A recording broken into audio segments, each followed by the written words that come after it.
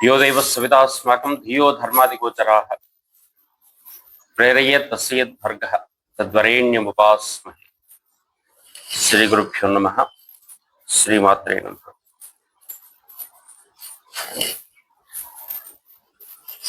అందరికీ కూడా నూతన పరాభవ నామ సంవత్సర శుభాకాంక్షలు అందిస్తూ, ఉగాది ఒక తెలుగువారి పండుగ. తెలుగువారు ప్రత్యేకంగా చేస్తున్నటువంటి ఈ పండుగకు ఉండేటటువంటి అంతరార్థాన్ని మనం మొదలు కాసేపు మాట్లాడుకొని ఆ తర్వాత సంవత్సర ఫలితాల్లోకి వెళ్దాం. కాలపురుషునికి సంబంధించినటువంటి ఉత్సవాలు చాలా తక్కువగా ఉంటాయి. అన్ని కాలపురుషుని ఉత్సవాలే, ప్రకృతి ఉత్సవాలే. కానీ ప్రత్యేకంగా కాలంలో మొదటి రోజు పూజ చేసేటటువంటిది, మొదటి రోజును సంతోషంగా గడపాలనేటటువంటి భావంతో ఏర్పడినటువంటిది ఈ ఉగాది. అయితే తెలుగువారి ప్రత్యేకత చాంద్రమాన ఉగాది. తమిళం వాళ్ళకైతే సౌరమాన ఉగాది ఉంటుంది. మానాలు అనేకం. సౌరమానం, చాంద్రమానం, బార్హస్పత్యం, బ్రహ్మమానం, చాలా మానాలు ఉన్నాయి, కొలతలు. కాలాన్ని లెక్కించడం లోపల ఒక్కొక్కరు ఒక్కో ప్రయత్నం చేసుకుంటూ వచ్చారు. సాధారణంగా తెలుగు వాళ్లకు కొంచెం మనస్సు బాగా ఆలోచనాత్మకమైనటువంటి వాళ్ళు, ప్రేమ కలిగినటువంటి వాళ్ళు కాబట్టి, ఈ ప్రేమమయులైనటువంటి వ్యక్తులకు ఎక్కువగా చంద్రుడికి సంకేతంగా ఉంటుంది కాబట్టి పక్కవాడి మీద ప్రేమ ఆప్యాయతలు అధికంగా ఉన్నటువంటి వాళ్ళు కావడం వల్ల వీళ్ళు చాంద్రమానాన్ని స్వీకరిస్తూ వస్తారు. దీంట్లోనూ ఒక విజ్ఞానం ఉంది. చాంద్రమానం కదా అని చెప్పి అనుకోవటానికి లేదు. మనకు ఉన్నటువంటి 12 మాసాలు ఉంటాయి. ఈ 12 మాసాల్లోనూ కూడా చైత్రం, వైశాఖం, జ్యేష్ఠం, ఆషాఢం, శ్రావణం అని చెప్పేసి పేర్లు చెప్పుకుంటూ వెళ్ళేటట్టయితే ఈ 12 మాసాల పేర్ల వెనక కూడా ఒక పెద్ద విజ్ఞానం ఉంది. పౌర్ణమి నాడు ఏ నక్షత్రం అయితే కనపడుతూ ఉంటుందో ఆ నక్షత్రానికి ఆ రోజున పూజ జరగాలి అనేటటువంటి భావన ఉంది. పౌర్ణమి నాడు ఉండేటటువంటి నక్షత్రం ఏమిటి అంటే, చిత్తా నక్షత్రం కనుక పౌర్ణమి నాడు ఉంటే అది చైత్రమాసం, విశాఖం ఉంటే వైశాఖ మాసం, జ్యేష్ఠం ఉంటే జ్యేష్ఠ మాసం, పూర్వాషాఢ ఉత్తరాషాఢ అయితే ఆషాఢ మాసం, ఇలా లెక్కలు పెట్టుకుంటూ చివరికి ఉత్తర ఫల్గుని, పూర్వ ఫల్గుని అయితే ఫాల్గుణ మాసం లాగా కనపడుతూ ఉంటుంది. పౌర్ణమి నాడు ఎప్పుడైతే ఆ నక్షత్రం లేదో దానిని అధిక మాసంగాను, కొన్ని సందర్భాల్లో చాలా ఎక్కువగా క్షయమాసాలుగాను గుర్తించేటువంటి సంప్రదాయం ఉంది.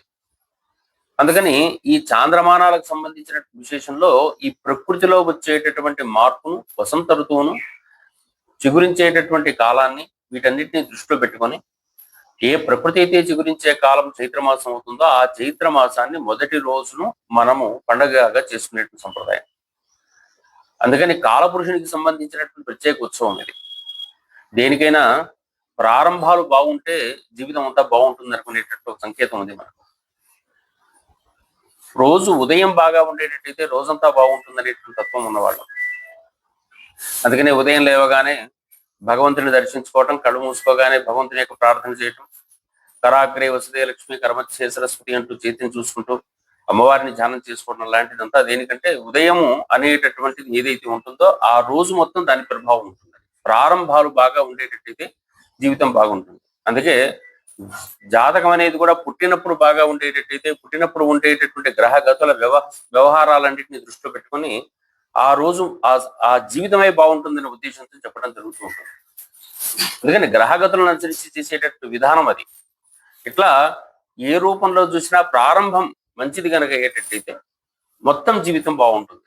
అట్లాగే సంవత్సర ప్రారంభం బాగా ఉండేటట్టయితే సంవత్సరం అంతా బాగుంటుంది అనేటువంటి ఉత్సవంతో ఈ ప్రత్యేకమైన రోజున అందరం అన్ని మంచి పనులు చేయాలని చెప్పి సంకల్పిస్తారు. ఏం చేయాలి అని ధర్మశాస్త్రం చెప్తుందంటే, రోజు ఏదో సాధారణమైన జీవితం కాకుండా ఇంటికి కాసేపు మామిడి తోరణాలు కట్టుకోండి, ఇంటి మీద ధ్వజం వేలాడేసే ఒక సంప్రదాయం కూడా ఉంది. ధ్వజారోహణం అని చెప్పేసి అంటారు.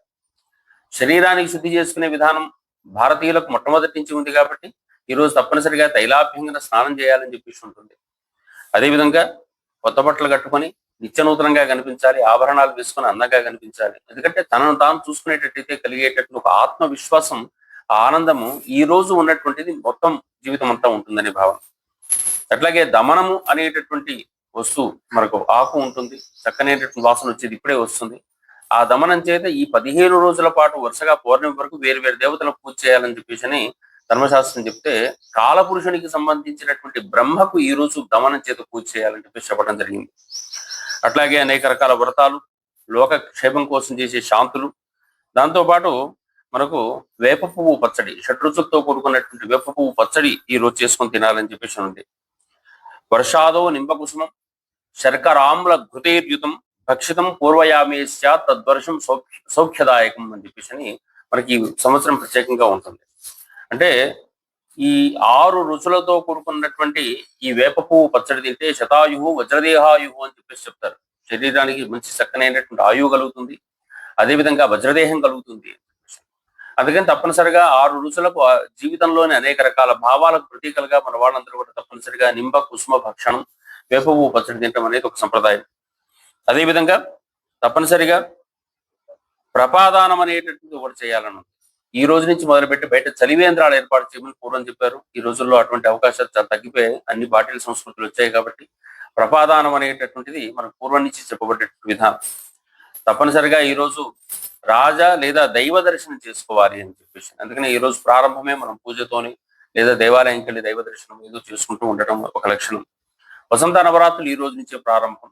ఈ 9 రోజుల పాటు రాముల వారి ఉత్సవం చేసుకుంటూ ఉండటం అనే మరొక సంప్రదాయం. అన్నిటితో పాటు తప్పనిసరిగా పంచాంగ పూజ, పంచాంగ శ్రవణం అనేటటువంటి ఒకటి ఉంటుంది.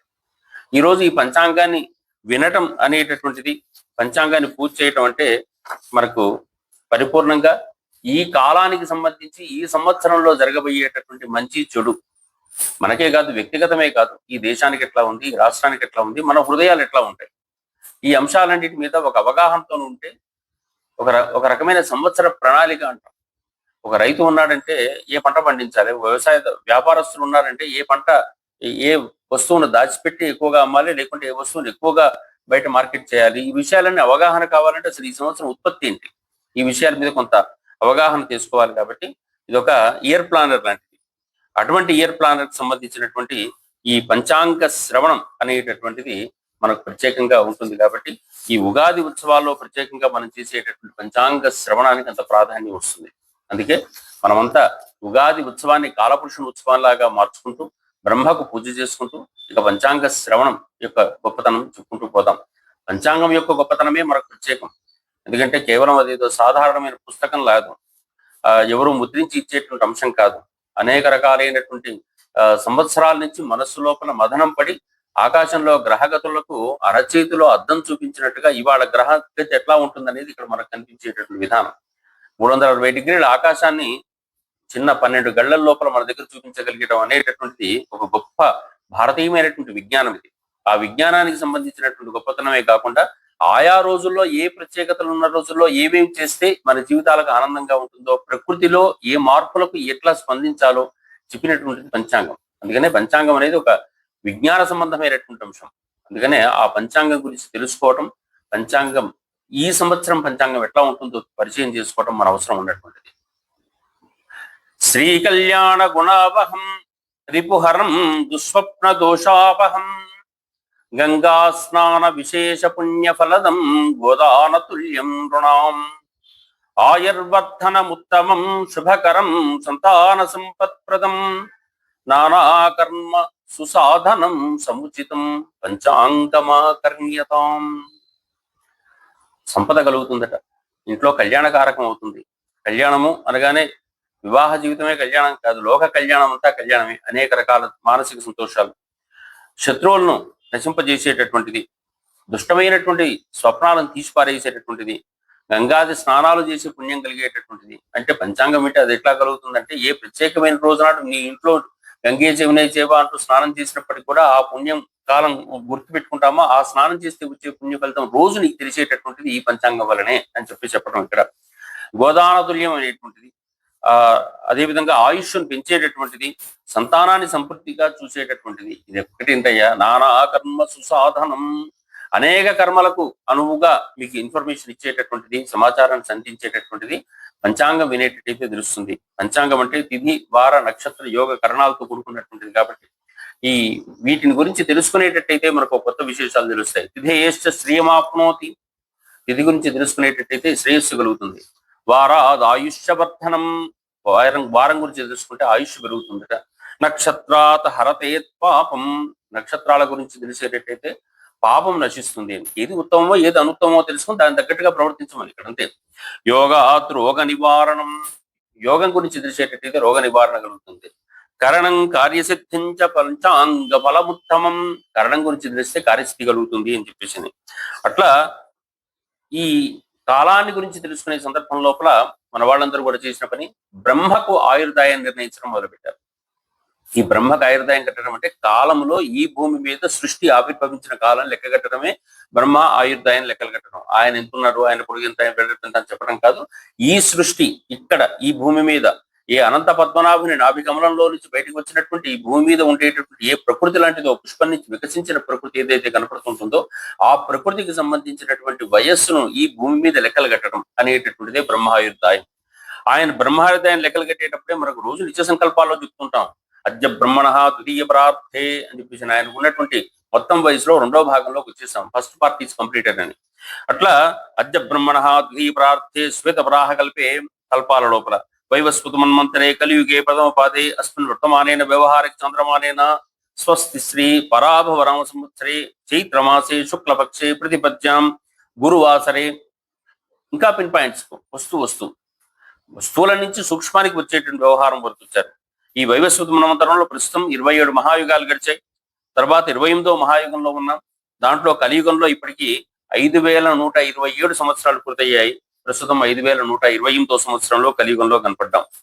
మనకు 60 సంవత్సరాలకు ఒక ప్రమాణం మన కాలం 60 సంవత్సరాల అని చెప్పి చెప్తూ ఉంటాం. ఈ 60 సంవత్సరాలను యుగాలుగా విభజించినటువంటి భావన ఉంది. ఆ యుగాలు అనేటటువంటివి 5 సంవత్సరాలకు ఒకటి. అసలు యుగ్మం అంటే ఈ ఉగాదికి కూడా యుగ్మం అనే పేరు. యుగ్మం అంటే జంట. జంట అనేటటువంటిది శరీరానికి కాలానికి కూడా ఉన్నటువంటివి. 2 చేతులు 2 కళ్ళు అనేటువంటి సక్రమంగా పనిచేసినప్పుడే జంటతత్వం పనిచేస్తుంటుంది. అట్లాగే కాలానికి పగలు రాత్రి రోజుకు జంట. 2 వారాలైతే ఒక పక్షానికి జంట, 2 పక్షాలైతే ఒక మాసానికి జంట, 2 మాసాలైతే ఒక ఋతువు జంట, 2 అయనాలైతే ఒక సంవత్సరానికి జంట. ఇట్లాగే 2 అధిక మాసాలు కనుక వచ్చేటట్టయితే ఆ 2 జంటలు 5 సంవత్సరాల్లోనే వస్తాయి. అవి 5 సంవత్సరాలను ఒక ప్రత్యేక యుగంగా భావన చేశారు మన వాళ్ళు. దానికి సంవత్సరం, పరివత్సరం, ఏడావత్సరం, ఇద్వత్సరం, అనువత్సరం అనేటువంటి 5 సంవత్సరాలు పేరు పెట్టారు. మళ్ళీ 6వ సంవత్సరం మళ్ళీ సంవత్సరం. ఇది వరుసలో. కాబట్టి 5 సంవత్సరాలకు ఒక యుగం ఏర్పడుతుంది. కాబట్టి అటువంటి యుగాల లోపల కాలానికి ప్రత్యేకంగా చెప్పుకున్నప్పుడు దానికి పంచవర్షాత్మక యుగం అని పేరు పెట్టారు. అక్కడి నుంచే మనకు యుగము అనేది కాలానికి వచ్చి ఆ తర్వాత యుగ ఆది ఉగాదిగా మార్చుకుంటూ వచ్చేసాం మనం. అట్లా ఈ 12 యుగాల లోపల మనకు ప్రస్తుతం ఉన్నటువంటి దాంట్లో 8వ యుగం నడుస్తుంది. ఈ 60 సంవత్సరాల వరుసలో 8వ యుగంలో చివరి సంవత్సరం ఇది. ఇది దేవతాకమైనటువంటిది. ఇక్కడ ఉండే 5 సంవత్సరాల్లో ఈ సంవత్సరం పరాభవ అనేది రుద్రదేవతాకమైనటువంటి ఇద్వత్సరం. ఇది 40వ సంవత్సరం. ఈ సంవత్సరంలో వెండి దానం అందరికీ కూడా శుభ ఫలితాలు ఇస్తుందని చెప్పేసి రజత దానాదులు శుభమని చెప్పడం జరిగింది. పరాభవాహ్వయం వందే నరాపశ్యముదర్చితం ఉత్తంగ త్వరగారూఢం పరశూజ్వల పాణికం. ఈ పరాభవ నామ సంవత్సరానికి అధిపతి అయినటువంటి వాడు వరుణదేవుడు. ఈయనకు నమస్కరిస్తూ మనకు సర్వకాల సర్వావస్థల లోపల వరుణుడే ఆపస్సే మన జీవితాలకు ఉపయోగపడుతుంది. కాబట్టి వారికి చక్కగా నమస్కారం చేసుకుంటూ మనం పరాభవం అనగానే అందరికీ కూడా ఒక అనుమానం, పరాభవించబడుతున్నాం లేదా ఓడిపోతున్నాం, బలహీనపడుతున్నాం అనేటటువంటి శబ్దార్థాలే మనకు లోకంలో ఉన్నాయి. కానీ ఆలోచన మరికొంత ముందుకు వెళ్ళి చూసేటట్టయితే సాధారణంగా అందరూ చెప్పేటటువంటి చెడుపై పరాభవం, దుష్టులకు పరాభవం, శిష్యులకు సంతోషం అని కలుగుతూ ఉన్నప్పటికీ కూడా భవ శబ్దం అంటే పుట్టుక అని అర్థం. ప్రభవ అంటే ప్రకృష్టంగా పుట్టింది, విభవ అంటే విశేషంగా పుట్టింది అని చెప్పి చెప్తూ ఉంటున్నప్పుడు పరాభవ అంటున్న సందర్భాల లోపల మనకు పరాశక్తి భవము పుట్టుక అన్నప్పుడు ఈ సంవత్సరం అంతా కూడా పరాభవము అంటే వ్యతిరేకం అర్థం కాకుండా మనకు శక్తి ఉత్పత్తి, భవానీదేవి పుట్టుక, పరాశక్తి. మనం పరాపశ్యంతి మధ్యమా వేగిరి అంటుంటాం, పరాశక్తి పరాంబ అని చెప్పి చెప్తుంటాం. కాబట్టి అటువంటి పరాశక్తి ఉద్భవించేటటువంటి సంవత్సరం ఇదిగా మనం భావన చేసి ఈ లోకంలో ప్రస్తుతం జరుగుతున్నటువంటి అనేక రకాల దోషాలు, ఇబ్బందులు, మానసిక అశాంతుల నుంచి మనకు ఈ శక్తి ఉద్భవించి ఈ సంవత్సరం అంతా ఆనందాన్ని కలిగిస్తుంది అనేటువంటి భావనతోని మనము ఆ సంవత్సరాన్ని ఆరాధన చేసుకునేటట్టయితే పరాభవ లోపల ఉండేటువంటి వ్యతిరేకార్థంగా లోకంలో భవించేటటువంటిదంతా కూడా వెళ్ళి అమ్మవారి ధ్యానంగా మనకు మారుతూ ఉంటుంది. ఆ మార్గంలో వెళ్ళడం మంచిది. పరాభవ నవ సంవత్సరం ఫలాన్ని దర్శించేటట్టయితే పరాభవాబ్దే రాజాన ప్రాప్నువంతి పరాభవం భవంతి క్షుద్రధాన్యాని ప్రభూతయ సుపుష్టయ. పరాభవ నవ సంవత్సరంలో మంచి వర్షాలు కురుస్తాయి, మేలైన ధాన్య పంటలు కొంచెం తక్కువగా పండుతాయి, రాజులకు అధికారులకు కొంచెం కీర్తి తగ్గుతూ ఉంటుంది, జాగ్రత్త అని చెప్పడం జరిగింది. అర్ధత్రయ ఫలితాల్లో ఈ సంవత్సరం బార్హస్పత్యమానాన్ని అనుసరించి ఇది ఉత్తరాదులు నిర్వహించే దాని ప్రకారంగా సిద్ధార్థి నామ సంవత్సరం. ఈ సంవత్సరం ప్రభుత్వానికి ప్రజలకు అనుకూలతలు పెరుగుతుంటాయి. అంతటా శాంతి సౌఖ్యాలు పెరుగుతూ ఉంటాయి. సకాలంలో మంచి వర్షాలతో బాగా పండి సరసమైన ధరలతో మంచి లాభాలు పొందుతూ ఉంటుంటారని చెప్పి బార్హస్పత్య వారం ప్రకారం చెప్పబడింది. గురువుదయ వశించేదే ఇది మార్గశిరాబ్దం మరియు పుష్యాబ్దంగా ఈ సంవత్సరం కనపడుతుంది. ఆగస్టు 12 వరకు కొంచెం పంటలకు ఇబ్బంది ఎక్కువగా ఉంటుంది. ఆగస్టు 12 తర్వాత మాత్రం ఈ పుష్యాబ్దం వచ్చిన తర్వాత అందరికీ కూడా చాలా సంతోషం, స్నేహం కలుగుతూ ఉంటుందని ఆ అబ్దత్రయంలో మూడవ అబ్దం గురించి చెప్పడం జరిగింది. ఇక సంవత్సరానికి ఒక ఇయర్ అడ్మినిస్ట్రేషన్ సిస్టమ్ లాగా మనకు కూడా రాజు మంత్రులు వ్యవహారం అంతా ఉంటున్నట్టుగానే మన మనస్సుల్లో కావచ్చు, మన చుట్టూ కావచ్చు ఉండేటటువంటి భావన మనకు ఒక చక్కనైనటువంటి ఇయర్ అడ్మినిస్ట్రేషన్ సిస్టమ్ ఉంటుంది. ఆ సిస్టమ్ ప్రకారంగా మనం గమనించేటట్టయితే ఈ సంవత్సరం ప్రతి సంవత్సరానికి కూడా 9 మంది ప్రధాన నాయకులు, 21 మంది ఉపనాయకులు అనే వాళ్ళు ఉంటుంటారు. ఉపనాయకులను పక్క పెట్టినా ప్రధాన నాయకులు అనేటువంటి వాళ్ళని దృష్టిలో పెట్టుకుంటే ఈ సంవత్సరం 9 మందిలో 7 శుభులుగా ఉన్నారు. చాలా తక్కువగా కనిపించేటువంటి అంశం ఇది. ఉపనాయకుల్లో 21 మందిలో 16 మంది శుభులుగా కనపడుతున్నారు. ఈ సంవత్సరం శుభత్వం ఎక్కువ అవుతుంది, శుభం అధికంగా కలుగుతుంది అనే భావన మనకు ఏర్పరచుకోవచ్చు. కానీ ఈ శుభులు అధికంగా ఉంటున్న సందర్భాల్లో ఒక్కొక్కసారి ఏమవుతుంది, మెతకదనం కూడా ఉంటుంది వీళ్ళకి. ఈ మెతకదనం అప్పుడప్పుడు ఇబ్బంది పెట్టచ్చు అనే సూచనలు మాత్రం చేసుకుంటూ ఉంటుంటారు అనమాట. అదేవిధంగా ఈ సంవత్సరానికి ఈ రోజు గురువు అధిపతి కావటం వల్ల గురువు రాజుగా కనపడుతున్నాడు. రాజే గురువుగా ఉంటున్న సందర్భంలో లోకమంతా కూడా ఒక రకమైన ధార్మికమైన వ్యవస్థలో కనపడుతూ ఉంటుంది. అందరూ కూడా రాజులు లోకమంతా కూడా స్వధర్మాలను నిర్వర్తిస్తుంటారు, నీతియుక్తంగా పరిపాలిస్తారు. ప్రజలకు సుభిక్షం, ఆరోగ్యం, సుఖం అవన్నీ కలుగుతాయి. దేశమంతా సువృష్టి కలుగుతూ ఉంటుంది. ఇక్కడ నిజానికి నవనాయక నిర్ణయంలో అయినా, వృష లగ్నం అయినా, జగల్లగ్నం అయినా, ఏ లగ్నంలో ఫలితాలు అయినప్పటికీ కూడా సాధారణంగా మనం ఊహించే విధానం అంతా కూడా ఏం కలుగుతూ ఉంటుందంటే అక్కడెక్కడనో దేశానికో లేక రాష్ట్రానికో ప్రభువుల కోసం అని అనుకుంటుంటాం. కానీ ఈ ఇంటికి నేను ప్రభువును, ఈ ఇంటికి నేను ప్రభువును అనుకుంటున్నప్పుడు మన గృహానికి మనమే ప్రభువులు, మన ఆలోచనలే ఇక్కడ చెప్పేది. అంతేగాని అక్కడెక్కడో రాష్ట్ర ప్రభుత్వ నాయకులు, కేంద్ర ప్రభుత్వ నాయకులు అని కాదు. ఇదంతా మన హృదయాలకు సంబంధించినటువంటి అంశమే అని చెప్పేసి దృష్టిలో పెట్టుకుంటే మన లోపల కలిగేటటువంటి భావాలకే ఈ మార్పులు మన మనస్తత్వాల్లోనే కనపడుతుంటాయి. ఈ సంవత్సరం మనందరికీ రాజు గురువు. మంత్రి కుజుడు. ఇతను కుజుడు మంత్రి కావడం వల్ల కలహం, యుద్ధం, చోర, రోగ, అగ్ని భయాలు ఉంటాయి. వర్షాలు సామాన్యంగా ఉంటాయి. పంటలకు తెగుళ్ళు వచ్చే అవకాశం ఉంది. దిగుబడి తక్కువ, ధరలు పెరిగే అవకాశం కనపడుతుంది. సేనాధిపతి చంద్రుడు కావడం వల్ల వర్షాలు బాగా కురుస్తాయి, ధరలు పెరిగే అవకాశం ఉంటుంది. ప్రజలు ఆరోగ్యంతో సుఖంగా ఉంటారు. అదేవిధంగా ఆవులు సమృద్ధిగా పాలనిస్తాయని చెప్పి చెప్పడం జరుగుతుంది. సస్యాధిపతి కూడా రాజు అయినటువంటి గురుడే. సస్యాధిపతి గురుడు కావడం వల్ల పచ్చటి భూములు, పచ్చటి నేలలు, పచ్చజొన్నలు, పెసలు, ఉలువలు బాగా పండుతాయి. వేరుశనగ, పత్తి, వెండి, బంగారం, వస్త్రాలకు సంబంధించినటువంటి ధరలు కొంత తగ్గే అవకాశం ఉంటుంది. ధాన్యాధిపతి బుధుడు కావడం వల్ల మధ్యమ వృష్టి, తక్కువ పంట ఉంటాయి. బుధుని వల్ల వచ్చేటటువంటిది ఏంటంటే మేఘాలు ఎప్పటికీ కూడా గాలితో ఎగరబడుతూ ఉంటుంటాయి. ఆ కొట్టబడటం వల్ల కొంచెం వర్షాలకు అటు ఇటుగా జరుగుతూ ఉంటుంటాయి. ఒక చోట పడాల్సిన మరొక చోట పడుతూ రాజులకు కొంచెం భయం కలుగుతూ ఉంటుంది. అర్ఘాధిపతి చంద్రుడు కావడం వల్ల అన్ని పంటలు కూడా వృద్ధి చెందే అవకాశం ఉంటుంది. వస్తువులకు ధరలు కూడా పెరుగుతూ ఉంటుంటాయి. మేఘాధిపతి కూడా చంద్రుడు కావడం వల్ల దేశమంతా కూడా అనేక రకాల ధాన్యాలు పండుతాయి. గోవులు సమృద్ధిగా పాలనిస్తాయి. రసాధిపతి కూడా శని కావడం వల్ల నువ్వులు, మినుములు, ఉలువలు మొదలైన నల్ల ధాన్యాలు, నల్లని భూముల్లో పంటలు బాగా పండుతూ ఉంటాయి. నీరసాధిపతి అయినటువంటి వాడు గురుడు కావటం వల్ల ఒక్కలు, మణులు, రత్నము, బంగారం, వెండి, ధాన్యం, ప్రత్తి, సుగంధ ద్రవ్యాలు, చందనం, పూలు మొదలైన వాటి ఉత్పత్తులు బాగా పెరుగుతూ ఉంటాయి. ఆలోచనాపరులైనటువంటి వాళ్ళు బాగా సుఖిస్తారు అనేటువంటి భావన ఉంది. ఈ 9 మంది ఇయర్ అడ్మినిస్ట్రేషన్ సిస్టమ్స్ లో మనకు వీళ్ళందరూ కూడా ప్రత్యేకంగా కనపడుతూ ఉన్నారు. ఇక ఈ సంవత్సరం గత సంవత్సరంలో మనకు పాల ఉత్పత్తులు, పాలాల గురించి చాలా చర్చలు జరుగుతూ వచ్చాయి. కానీ అప్పుడు గత సంవత్సరం అంతా పశుపాలకుడు, పశువులను దొడ్డిపెట్టేవాడు, విడిపించేవాడు అందరూ యముడే ఉన్నారు. ఈ సంవత్సరము పశుపాలకుడు, విడిపించేవాడు కృష్ణుడయ్యాడు, పశువులు దుడ్డిపెట్టేవాడు బలరాముడయ్యాడు. బలరామ శ్రీకృష్ణుల యొక్క ఆధిపత్యం వల్ల పాల ఉత్పత్తులకు మంచి ధరలు పెరుగుతూ ఉంటుంటాయి. మనకు కూడా అనుకూలమైనటువంటి సస్య సంపద కలుగుతుంది. అవన్నీ మనకు పశు సంబంధమైనటువంటి వ్యవహారాల లోపల మంచి ముందుకు వెళ్లే అవకాశం ఉంటుంది. వర్షం మొత్తం 4 పుంచాలుగా చెప్పబడింది. మధ్యమ వర్షాలు, అందులో 8 భాగాలు సముద్రంలో ఉన్నాయి, 9 భాగాలు పర్వతాల మీద, 3 భాగాలు భూమి మీద వర్షిస్తాయి. 3 భాగాలే కాదు, పోయినసారి 2 భాగాలు పడ్డప్పుడే మన చోట చాలా వర్షాలు పడ్డాయి. ఈసారి 3 భాగాలు వర్షం ఉంటున్నప్పుడు వర్షాలకు ఇబ్బంది లేదు. కాకుంటే కొంచెం మధ్యలో గ్యాప్ ఇచ్చి వచ్చేటటువంటి అవకాశం ఉంటుంది. అనుకున్న సమయం కాకుండా కొంచెం ముందు వెనకలు పడే అవకాశం కనబడుతుంది. ప్రధానంగా ప్రజలు నాయకుల మనోవృత్తుల సమర్థతలు కొంచెం మంచి వైపు మొగ్గు చూపుతుంటాయి. రాజ్యాధిపత్యం గురువుకి, మంత్రిత్వం అనేటటువంటి కుజునికి రావడం వల్ల వీళ్ళిద్దరు కూడా పరస్పరం మనకు మిత్రులు కావటం వల్ల అనేక రంగాల లోపల మనకు ఆర్థిక వ్యూహాలలో పరస్పరం పొంతనలతోనూ సమగ్ర సమన్వయాలతో కూడుకున్నటువంటి ప్రణాళికలు నిలబెడతాయి. ఎప్పుడైనా చెప్పదలుచుకున్నటువంటి అంశం ఎట్లా ఉంటుందంటే, రాజు మంత్రి ఎప్పుడు స్నేహితులు కావాలి, శుభగ్రహాలు అశుభగ్రహాలని తర్వాత అంశం. కానీ ఇద్దరు స్నేహితులే కనుక అయ్యేటట్టయితే ఇబ్బంది లేనటువంటి అంశంగా ఉంటుందన్నమాట. వారిద్దరూ ఈ సంవత్సరం స్నేహితులుగా ఉన్నారు కాబట్టి కావలసినటువంటి అన్ని మంచి మార్పులకు అవకాశం ఉంటుంది. అట్లా రాజు మంత్రి ఇద్దరు ఈసారి స్నేహితులు అయి ఉన్నారు. అంతర్జాతీయ స్నేహ సంబంధాల వల్ల మన నాయకులు విదేశాల నుండి రుణ సహాయాన్ని, ఆర్థిక సహాయాన్ని బాగా తెచ్చుకుంటూ ఉంటుంటారు. అయితే ఆ రుణ సహాయం ప్రజలకు చేరటంలో మాత్రం కొంత ఇబ్బంది ఏర్పడుతుంటుంది.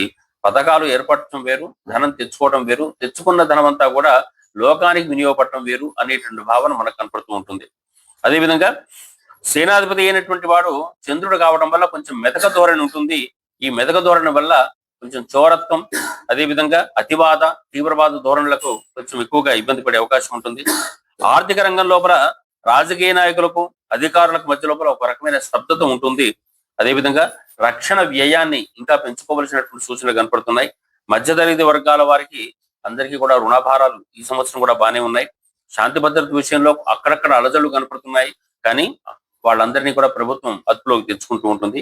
ఈ విధంగా అనేక నాయకుల ప్రభావాల వల్ల మనకు సంవత్సరం పంటలు కొంచెం బాగా పెరిగే అవకాశం ఉంది. వర్షాలు కొంచెం సమృద్ధిగా ఉన్నప్పుడు కూడా కొన్ని ప్రాంతాల్లో పంట నష్టాల తీవ్రత కనపడుతూ ఉంటుంది. ఈ విధంగా ఉన్న తర్వాత ఈ సంవత్సరం వర్షలగ్నం అని చెప్పేసి అంటారు.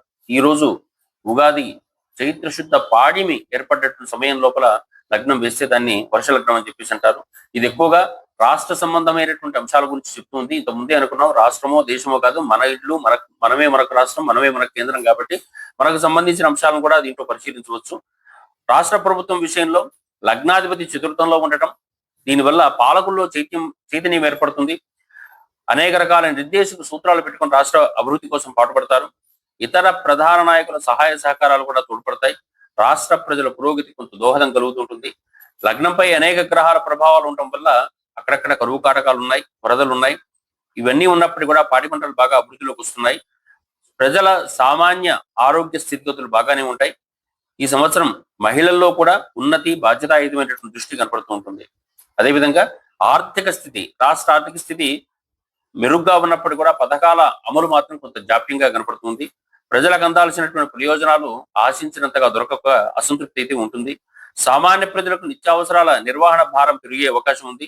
అదేవిధంగా వాళ్ళ స్థితిగతులు అయితే కొంతవరకు మెరుగుపడే అవకాశం ఉంది. కుటుంబంలో కొంత అశాంతి ఉంటున్నప్పుడు కూడా సర్దుకుపోవాల్సిన అవసరాలు చాలా స్పష్టంగా చెప్పబడుతున్నాయి.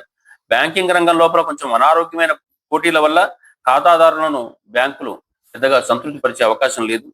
రాష్ట్ర రవాణా రంగం గతంలో కన్నా మంచి ఆకర్షణీయమైనటువంటి ప్రజోపయోగ పథకాలతో ప్రజల మన్ననలు పొందుతూ ఉంటుంది.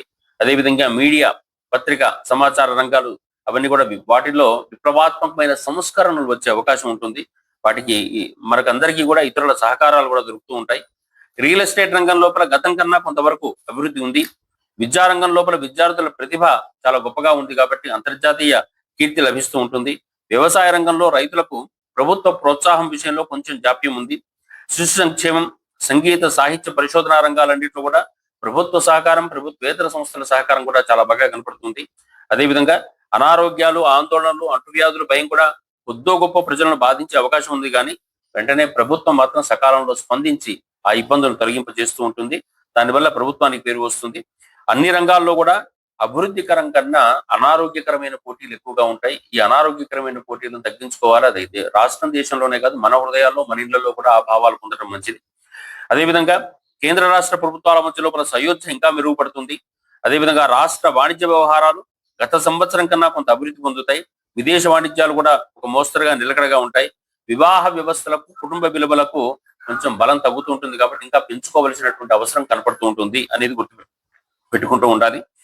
ప్రభుత్వ రంగ సంస్థల లోపల అదే సమన్వయం, అధికారుల మధ్యలో సమన్వయం ఉన్నప్పటికీ కూడా కొన్ని విభాగాల్లో అంతర్గత ఘర్షణల వల్ల ఆర్థిక మోసాలు బాగా బయటపడతాయి. వాటిని అరికట్టడంలో ప్రభుత్వం బలహీనత చూపిస్తూ ఉంటుంది. కొంత అప్రతిష్ట పాలు కూడా అవుతుంది దీనివల్ల. అదేవిధంగా స్వార్థపూరితమైన వ్యవహారాలతో కొన్ని ప్రభుత్వ రహస్యాలు బయటపడతాయి, ఇంకా అప్రతిష్టత కలుగుతూ ఉంటుంది. ఇవన్నీ అందరూ గుర్తుపెట్టుకోవాల్సిన అవసరం ఉంది. ఇంకా అంటువ్యాధులు ప్రబలినప్పటికీ కూడా ఆ వాటి మాత్రం నియంత్రణ బాగా జరుగుతూ ఉంటుంది. కరువు కాటకాల వల్ల సామాన్య జనజీవనం కొంతవరకు అక్కడక్కడ ఇబ్బంది పడేటువంటి అవకాశం కనపడుతుంది.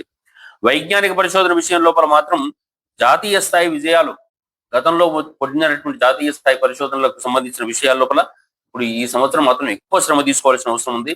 న్యాయ వ్యవస్థ తన గౌరవాన్ని నిలబెట్టుకోవడం కోసం బాగా కృషి చేయాల్సిన అవసరం ఉంటుంది. అనేక రకాలైనటువంటి సంస్కరణలతో కూడుకున్నటువంటి న్యాయ నిర్ణయాలు ఈ సంవత్సరం కూడా మనకు చాలా కనపడుతుంటాయి. మఠాధిపతులు, పీఠాధిపతుల కృషి మనకు ప్రజలను ఆధ్యాత్మిక దృష్టి వైపు తీసుకుని వెళ్ళిపోయే ప్రయత్నం బాగా జరుగుతూ ఉంటుంది ఈ సంవత్సరం. ప్రభుత్వం అనేది సమర్థతతోని చట్టవిరుద్ధమైన పనులను కొన్ని నియంత్రిస్తూ ఉంటుంది. ప్రభుత్వానికి ఒక గుర్తింపు అవుతుంది. రాష్ట్ర ప్రభుత్వ సంస్థల్లో కూడా పరస్పరం సుహృద్భావ ధోరణులు బాగా పెరుగుతూ ఉంటాయి. అభివృద్ధి బాగా కలుగుతూ ఉంటుంది. గ్రామీణ వ్యవసాయ రంగాల లోపల ఊహించిన అభివృద్ధి కనపడుతుంది. రైతుల సమయానుకూల కృషికి తోడుగా మనకు ప్రభుత్వ ప్రోత్సాహకాలు కూడా బాగా ఉంటాయి. ఆహార ధాన్యాల విషయం లోపల గణనీయమైనటువంటి ప్రగతి కనపడుతుంది.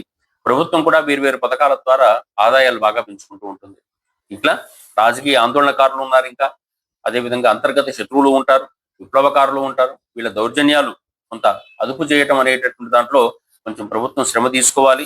ప్రజోపయోగ పథకాలు సామాన్యులకు అందడంలో ఇబ్బందులు ఎదురై ప్రభుత్వానికి పెద్ద సవాలు అవుతూ ఉంటుంటాయి. ఇటువంటి విషయాలు కొంచెం జాగ్రత్తలు పడాలని చెప్పి రాష్ట్ర ప్రభుత్వానికి సంబంధించినటువంటి వర్షలగ్నం వ్యవహారం ఇది కనపడుతూ ఉంటుంది. అదేవిధంగా కేంద్ర ప్రభుత్వ అంశాలకు సంబంధించినటువంటి జగల్లగ్నం అనేటటువంటి అంశాన్ని మనం పరిశీలిస్తే, కేంద్ర ప్రభుత్వంలో పాలకుల సమర్థవంతమైన నిర్ణయాలు ఇంకా కూడా ప్రజలకు ఉపయోగకరంగా మారుతూ ఉంటాయి. దేశ ఖ్యాతి అంతర్జాతీయంగా బాగా విశేషంగా పెరుగుతూ ఉంటుంది. అంతర్గతంగా వాళ్ళ రాజకీయ సమీకరణాల్లో అక్కడక్కడ మార్పులు అయితే కనపడుతున్నాయి. అంతర్గత సమన్వయ లోపం ఒకటి వాళ్లకు పెద్ద ఇబ్బంది ఏర్పడుతూ ఉంటుంది. కాబట్టి ఆ ఒక్క విషయంలో వాళ్ళు జాగ్రత్తలు తీసుకోవాలి. ఆర్థిక విధానంలో నిర్ణయాత్మకమైన ముద్దుచూపు విధానాలు ఉంటాయి. పాలనా యంత్రాంగం సరైన సమయాన్ని స్పందిస్తుంది. జాతీయ కార్యక్రమాలు వెంటనే కార్యరూపం దాలుస్తాయి. అంతర్జాతీయ స్నేహ సంబంధాలు పెరుగుతాయి. విదేశీ రుణాలు కూడా బాగా వచ్చే అవకాశం ఉంటుంది. ఇతర దేశాలతోని సకాలంలో దౌత్య సంబంధాలు బాగా పెరుగుతూ ఉంటాయి. దేశ ప్రయోజనాలు పెరుగుతూ ఉంటాయి. ప్రతిపక్ష రాజకీయ తీవ్రత ఎంత ఉన్నప్పటికీ కూడా సంస్కరణలు చేపట్టడంలో సఫలీకృతమే అవుతారు. జాతీయ రహదారులు ఇంకా కొంచెం ఇంత ముందు కన్నా కూడా బాగా పెరిగే అవకాశం ఉంది. విద్యారంగంలో అధికమైన సంస్కరణలు ఉన్నప్పటికీ కూడా విద్యార్థి సంఘాల రాజకీయాల వల్ల కొంతవరకు దానికి అప్రతిష్ట పాలయ్యే అవకాశం ఉంటుంది. ఆ విషయంలో జాగ్రత్త తీసుకోవాలి. వ్యవసాయ రంగం అనేటటువంటి కేంద్ర ప్రభుత్వం కొంచెం నిర్లక్ష్యం చేయవచ్చు. అటువంటి నిర్ణయాలు జాగ్రత్త పడాలి. వ్యాపార పంటల మీద ఆసక్తి పెరిగి వాళ్ళకు పశుగ్రాసము, సాధారణ ఆహార ధాన్యాల మీద ఉత్పత్తి మీద దృష్టి పెట్టకపోవచ్చు. వాళ్ళకి కావాల్సిన మద్దతు ధర వేయలేకపోవచ్చు. దానివల్ల ఇబ్బందులు ఏర్పడే అవకాశం ఉంటుంది. అదేవిధంగా సంగీత, సాహిత్య, కళారంగాల లోపల దేశ కళాకారులందరూ కూడా అంతర్జాతీయ కీర్తిని సాధిస్తూ ఉంటారు. పరిశోధనా సంస్థల్లో గణనీయమైనటువంటి ప్రతిభ కనపడుతూ ఉంటుంది. దౌత్యాధికారుల వల్ల దేశఖ్యాతి ఇంకా పెరుగుతుంది. శత్రు దేశాల తాకిడి, ఉగ్రవాదుల ధాటి ఇవి అణచడంలో ప్రభుత్వం ఇంకా శ్రద్ధ వహించాల్సిన అవసరం ఉంది. ప్రభుత్వ నిర్ణయాలు అంతర్జాతీయ ఖ్యాతిని పెంచేవిగా కనపడుతూ ఉన్నాయి. ఇంకా విదేశాలతో వాణిజ్యాన్ని, అనుబంధాలను వృద్ధి చేసుకోవడం లోపల కేంద్ర ప్రభుత్వం అంతర్జాతీయ ప్రశంసలను పొందుతూ ఉంటుంది. స్పెక్యులేషన్, షేర్ మార్కెట్, ఆర్థిక వ్యాపారాల లోపల ప్రభుత్వ ప్రోత్సాహకాల వల్ల ఆర్థిక మాంద్యం కట్టడి అవుతూ ఉంటుంది. నౌకా వ్యాపారాలు గతం కన్నా కూడా బాగా పెరిగే అవకాశం ఉంది. సంస్కరణ కలిగినటువంటి జాతీయవాదమైన గొప్ప తీర్పులు కోర్టుల నుంచి ఈ సంవత్సరం సుప్రీంకోర్టు లాంటి వాటిల్లో నుంచి వెలువడే అవకాశం ఉంటుంది. న్యాయ వ్యవస్థ తన గౌరవాన్ని గొప్పగా కాపాడుకుంటుంది. ఆధ్యాత్మిక గురువుల ప్రభావాలు జనజీవితాల మీద బాగా కనిపించే అవకాశం ఉంది. ఆర్థిక సంస్కరణలు కూడా ప్రయత్నపూర్వకంగా పురోగతి సాధిస్తాయి. పారిశ్రామిక రంగం, భారీ పరిశ్రమ రంగంలో పురోగతి కొంచెం అనుకున్నంత గొప్పగా ఉండదు. యాజమాన్య కార్మిక సంబంధాల విషయం లోపల మాత్రం కొంతవరకు సంతృప్తి కనపడుతుంది. ఇంతకుముందు ఖాయలాబడ్డ పరిశ్రమలు మాత్రం కొంతవరకు వెలుగు చూసే అవకాశం ఉంది. అనేక రకాల పథకాల ద్వారా అటు రాష్ట్ర ప్రభుత్వం కానీ, ఇటు కేంద్ర ప్రభుత్వం కానీ వాళ్ళ ఆదాయాలు సమకూర్చుకోవడంలో మాత్రం వాళ్ళు సమర్థంగా ఉంటారు. వ్యాపార రంగాల లోపల కొన్ని బాగానే ఉన్నా కొన్ని వ్యాపారాలు ఇక ముగిసిపోయే అవకాశం ఉంటుంది. మునిగిపోవడం, నిరుద్యోగ సమస్య కూడా దేశంలో తీవ్రంగానే ఉంది. రాజకీయ, సాంఘిక ఒత్తిళ్లు తీవ్రత పెరిగినప్పటికీ కూడా శత్రు దేశాల ఉగ్రవాదుల ధాటిని నియంత్రించడంలో ప్రభుత్వం విశేషమైన కృషి చేయాల్సి ఉంటుంది, చేస్తుంది కూడా. ఈ విధంగా మొత్తం చూసేటట్టయితే రాజకీయ విషయంలో, ఆర్థిక విషయంలో కొంత సుస్థిరత ఈ సంవత్సరం కనపడుతుంది. కొంతవరకు ప్రగతి కనపడుతుంది. ప్రజలు, నాయకులు కూడా ఆధ్యాత్మిక దృష్టిని ఇంకా పెంచుకోవాల్సిన అవసరం ఉంది. ఇదంతా కూడా కేవలం దేశము, రాజ్యము, రాష్ట్రము అని చెప్పేసి అనుకోవటం కాకుండా మన హృదయాలలో కలిగేటటువంటి మన ఇంట్లో ఉన్న ఆర్థిక సమస్యలు, మన ఇంట్లో ఉండే ఇతరుల సహకార సమస్యలు, మన ఇంట్లో మనం పెంచుకునేటువంటి గృహ వాహన వ్యవహారాలు, ఇవన్నీ కూడా కనిపిస్తూ ఉండే వ్యవహారాలు. ఇదేదో దేశానికి సంబంధించిన పక్కకు పెట్టి చూడకుండా ఇది మన హృదయాలకు సంబంధించిన విషయాలుగా మనం భావన చేస్తూ ఉండి అందరం కూడా ఒక శక్తిని పెంచుకునేటట్టయితే, ఎప్పుడైనా వ్యక్తి శక్తి చుట్టూ తిరిగేటట్టయితే శక్తి వస్తుంది. వ్యక్తి చుట్టూ సమస్యల చుట్టూ తిరిగితే సమస్యలు వస్తాయి. అందుకని శక్తిని పెంచుకునే మార్గంలో ఈ సంవత్సరం కూడా ప్రత్యేకంగా దత్తాత్రేయ ఉపాసన అనేటటువంటిది చెయ్యాలని చెప్పేసి ధర్మశాస్త్రం చెప్తుంది. దత్తాత్రేయ స్వామి ఉపాసన, శ్రీ గురుదత్త, జయ గురుదత్త, శ్రీదత్త శరణమమ్మ లాంటి మంత్రాలను నిరంతరం జపం చేసుకోవడం ద్వారా అనేక రకాలుగా ప్రగతి, సన్మంగళాలు పొందే అవకాశం ఉంటుంది. ఇక ఈ సంవత్సరం మన ప్రాంతంలో గమనించగలిగినటువంటి గ్రహణాలు లేవు. అసలు ఈ సంవత్సరం మొత్తం కూడా మూఢము అనేటటువంటిది కార్యక్రమాలు నిర్వహించడంలో, శుభ కార్యక్రమాలకు ఇబ్బంది పడేటువంటి సందర్భం ఉంటుంది. అయితే సాధారణంగా ఆషాఢ మాసం లోపల మనం ఎటువంటి విధంగా నూతన కార్యక్రమాలు చేపట్టము. అయితే ఈ సంవత్సరం విశేషం ఏంటంటే ఆషాఢ పాఠ్యం నుంచి ఆషాఢ అమావాస్య వరకే మూఢాలు ఉన్నాయి. దానివల్ల ఆ మాసం అనేటటువంటిది మనకు కలిసి వచ్చిన మాసంగా మారిపోతుంది. కాబట్టి ఆ ఇబ్బంది లేదు. 15 జూలై నుంచి 12 ఆగస్టు వరకు గురుమౌఢ్యం మనకు కనపడుతుంది. అదేవిధంగా శుక్రమౌఢ్యం కూడా ఉంది ఈ సంవత్సరము. ఆశ్వీజ శుక్ల సప్తమి మనకు సరస్వతి పూజ మొదలయ్యే రోజు నుంచి నవరాత్రుల్లో కరెక్ట్ గా దానికి 10 రోజుల పాటే ఆశ్వీజ బహుళ చవితి 11 రోజుల పాటు మనకు శుక్రమౌఢ్యం ఉంది. ఆ 11 రోజులు 15 రోజులు తప్ప మనకు మూఢం యొక్క ప్రభావం లేదు. కాబట్టి ఈ సంవత్సరం అంతా శుభకార్యాలు నిర్వహించుకునే అవకాశం మనకు కనపడుతుంది. ఈ సంవత్సరం జ్యేష్ఠ మాసం అధిక మాసంగా వచ్చింది. అధిక జ్యేష్ఠము నిజ జ్యేష్ఠంగా మనం భావిస్తాం. అధిక మాసాన్నంతా కూడా అధికంగా వచ్చిన సందర్భంలో దైవధ్యానాదులకు, ధార్మిక కార్యక్రమాలకే కేటాయించాలని చెప్పేసి మొదటి నుంచి చెప్పడం జరిగింది. కాబట్టి ఆ మాసం అంతా కూడా ఎక్కువగా ధర్మ కార్యక్రమాలు, దైవ కార్యక్రమాల మీద దృష్టి పెట్టాల్సిన అవసరం ఉంది. ఈ సంవత్సరం అధిక జ్యేష్ఠ మాసంలో బహుళ విధియ అంటే 2/6/2026 నుంచి మనకు యమునా నదికి పుష్కరాలు ఏర్పడుతున్నాయి. ఈ తర్వాత వచ్చే సంవత్సరం లోపల మాత్రం గంగా నదికి సంబంధించిన పుష్కరాలు రాబోతున్నాయి. మొత్తానికి గోదావరి నదికి పుష్కరాలు వచ్చే సంవత్సరం రాబోతున్నాయి. ఈ సంవత్సరం యమునా నది పుష్కరాలుగా మనకు కనపడుతూ ఉన్నాయి. ఈ విధంగా మొత్తానికి సంవత్సరానికి సంబంధించినటువంటి వ్యవహారాలన్నీ మనకి ఈ విధంగా ఉన్నాయి.